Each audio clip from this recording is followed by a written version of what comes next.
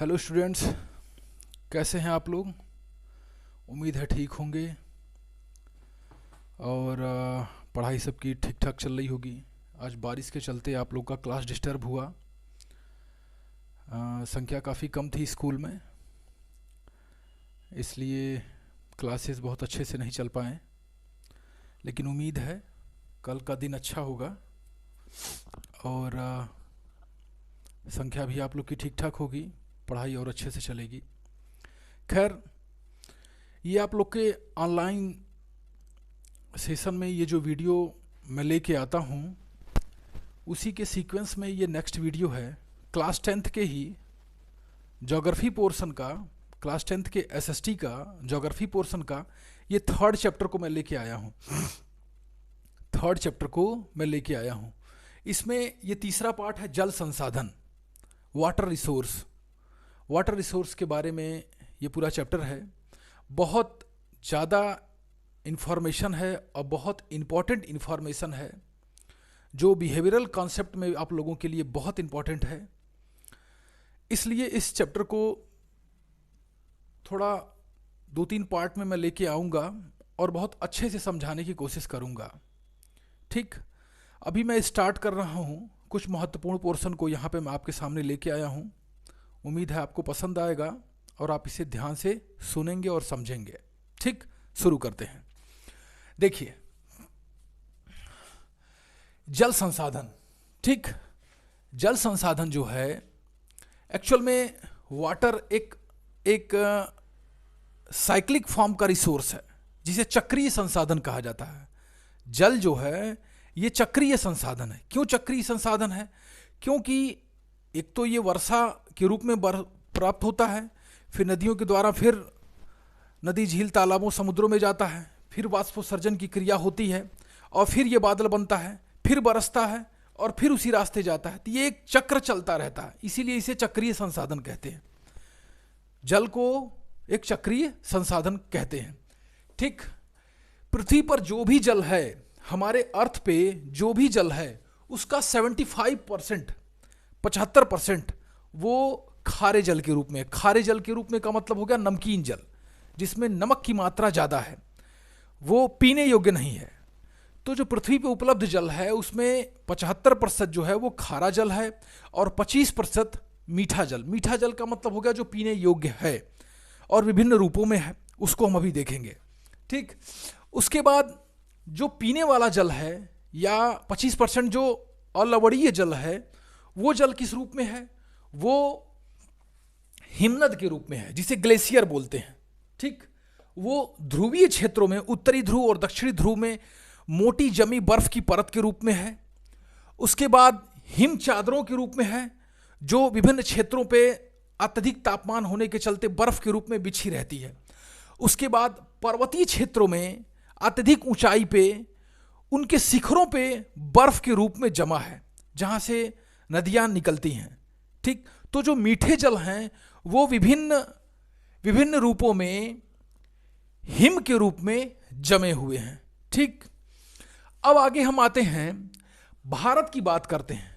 भारत के पास आपको पता है पूरी दुनिया का 2.4% क्षेत्र ही हमारे पास है। इस 2.4% क्षेत्र पे पूरी दुनिया की लगभग 18% आबादी रहती है। सोचो, और उस 18% आबादी के पास पूरे दुनिया का जो जल की उपलब्धता है भारत के पास वो 4% है। यानी विश्व में जो भी जल है उसका सिर्फ 4% भारत के पास है। ठीक, अच्छा, ये तो हो गई भारत की बात। अब पृथ्वी पे जो भी जल की उपलब्धता थी हमने उसको बताया। खारे पानी के रूप में कितनी है और मीठे पानी के रूप में कितनी है। एक रिपोर्ट के अनुसार, एक रिपोर्ट, अंतर्राष्ट्रीय स्तर की एक रिपोर्ट निकल के आई जो यूएन जनरल में प्रकाशित हुई।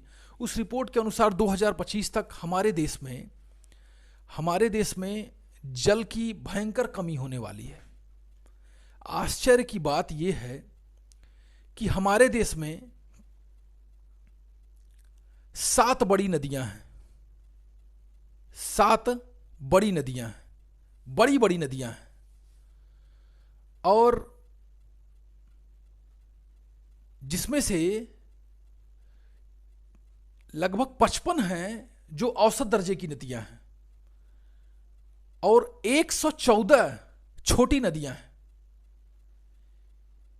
इतने बड़े जल संसाधन होने के बावजूद एक अंतर्राष्ट्रीय स्तर की रिपोर्ट निकल के ऐसी आती है कि भारत जैसे देश में जल की कमी होने वाली है 2025 तक। यह बताता है कि भारत में पानी की कमी नहीं है, भारत में उचित जल प्रबंधन नहीं है, सिस्टमेटिक ढंग से पानी का उपयोग भारत में नहीं किया जाता है, इसलिए भारत में यह समस्या आ सकती है। इसलिए नहीं आएगी क्योंकि भारत में जल की कमी नहीं है, प्रकृति ने हमें बहुत कुछ दिया है, लेकिन हम उस जल का प्रबंधन उचित ढंग से नहीं कर पाते हैं, जिसके चलते ये समस्या भविष्य में आ सकती है। फिर जो जल संसाधन है उसका क्या सीक्वेंस है, उसको हम यहां चित्र के माध्यम से देखेंगे। जैसे सूर्य है तो सूर्य के माध्यम से सूर्य ताप प्राप्त हो रहा है, ये समुद्र को प्राप्त हो रहा है, ठीक। और समुद्र से वाष्पोत्सर्जन की क्रिया हो रही है। ये वाष्पोत्सर्जन की क्रिया जो हो रही है, इससे बादल का निर्माण हो रहा है। वाष्पोत्सर्जन की क्रिया में संघनन की प्रक्रिया होती है। संघनन की प्रक्रिया जो उसकी ऊष्मा को ऊपर ले जाता है और बादल में परिवर्तित कर देता है, जो जलवाष्प से भरे होते हैं, और वो बादल संघनन के बाद मेघ बन जाता है और वो मेघ वर्षा के रूप में हमारे विभिन्न क्षेत्रों में वर्षा करते हैं, जल की बूंदों के रूप में बरस जाते हैं, और वो नदियों के माध्यम से फिर बहते हुए समुद्रों में आके मिल जाते हैं। ये एक चक्र है जो हमने यहाँ बना के समझाने का प्रयास किया है, इसीलिए इसी जल को चक्रीय संसाधन कहते हैं, ठीक।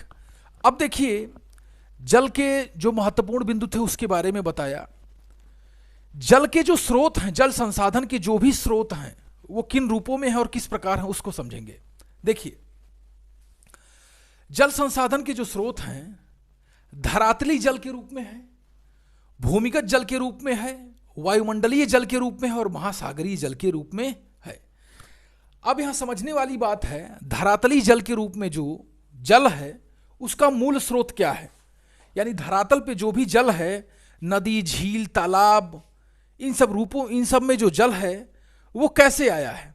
वो वर्षा जल के रूप में आता है। वो जल वर्षा के माध्यम से, जो तालाब है, झील है, वहां पे जो ये जल प्राप्त हो रहा है वो वर्षा के माध्यम से प्राप्त हो रहा है, ठीक।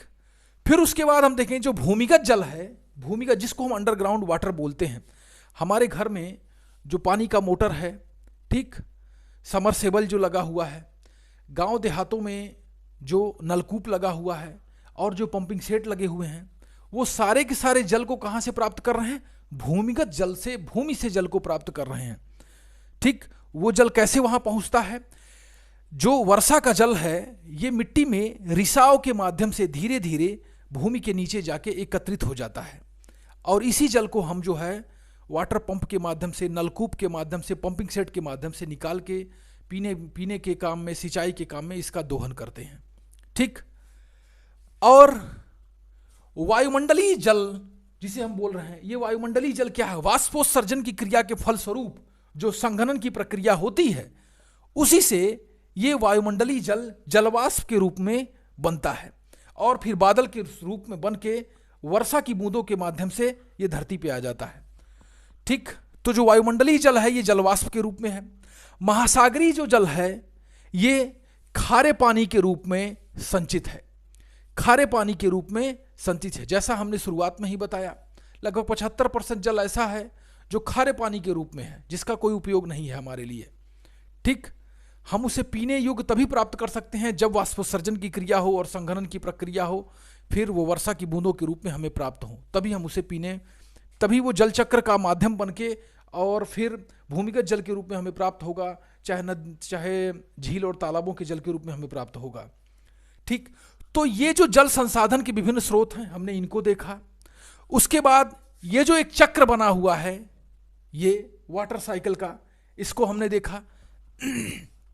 ये एक प्रक्रिया है जिसमें हमें पता चला है कि वर्षा का जल समुद्र के माध्यम से वाष्पोत्सर्जित होता है, फिर संघनित होता है, फिर मेघ में बदलता है और फिर मेघ में बदलने के बाद फिर वर्षा की बूंदों के रूप में हमें प्राप्त होता है। वाटर साइकिल का ये क्रम और वाटर सोर्स का जो ये सीक्वेंस है, हम इसको आज समझेंगे।